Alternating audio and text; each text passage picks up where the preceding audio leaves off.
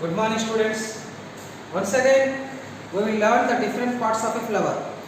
Already through video lessons we have been discussing about the different parts of a flower. Once again we will see so that all the information regarding the parts will be clarified. Let us see the video. In this video we are going to learn about the structure of a flower. My dear students, in our nature different types of flowers are there with their beautiful colors, with their beautiful attires, with their beautiful structures. So all these flowers, not only they give beauty, they play an important role, that is production of seeds. So before knowing that, we should know the different parts of a flower. For example, if you take a flower with all the parts, male and female, this part is called stalk. This part is a stalk and this is receptacle. After that, let us see other parts. Next, all the parts are arranged outer side to inside. So they are called whorls. 4 whorls are there. Let us see what are that. When we see the complete flower, in the complete flower, when we divide all the parts, we can see 4 concentric whorls, means one below the above, they are arranged in a flower in a compact way. If we isolate it, if you differentiate it, we can see this is called calyx. It is called calyx. Again, in detail we will learn.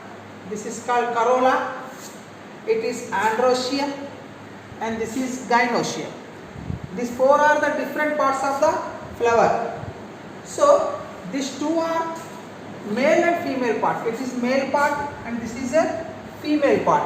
Let us know more clearly. It is called calyx, corolla, androecium, gynoecium. Now let us know about this calyx. In this calyx, it is called sepal. Separately, one green structure, it is called sepal. What is the function of this calyx? Let us see the functions of this calyx. It protects. What calyx will do? It protects the flower in budding stage. Next you see corolla. This corolla separately is a petals. They give beauty, they attract insects for the process of pollination. So this, because of these petals, the flowers will get beauty. You see here rose flower, how beautiful it looks. Here you see sunflower, all yellow color structures are there. So this color, what is the use of these different colors, means they attract the insects for the process of pollination. I will explain afterwards what is pollination. So next we are going to discuss about androecium. Androecium is the male reproductive organ, male part, and in this androecium, when we see these parts, it is called, what is this one? Anther, and this is called filament. Anther and filament. Already we have been discussing these parts from many periods, many classes. Again I am recapitulating so that you will get to clarity about all the parts. Androecium is the name of male reproductive organ, and it is called anther, and this is called, from here to here, it is called filament. Let us see. And totally separately, this is called a stamen. In this structure is called filament and this is called anther. Next, this anther, what it contains? This anther contains pollen grains. What are these are called? Pollen grains. Next we will see